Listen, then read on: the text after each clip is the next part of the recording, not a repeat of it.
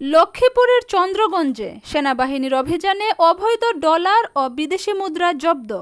আজ 12 মে 2025 সোমবার লক্ষ্মীপুর জেলার চন্দ্রগঞ্জ বাজারে পরিচালিত সেনাবাহিনীর বিশেষ অভিযানে জব্দ করা হয়েছে বিপুল পরিমাণ অবৈধ বিদেশি মুদ্রা।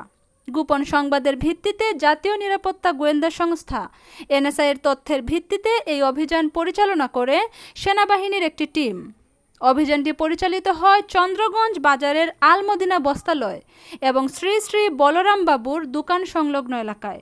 সেখান থেকে উদ্ধার করা হয় বিপুল পরিমাণ মার্কিন ডলার, ইউরো, সৌদি রিয়াল সহ বিভিন্ন দেশের বিদেশি মুদ্রা।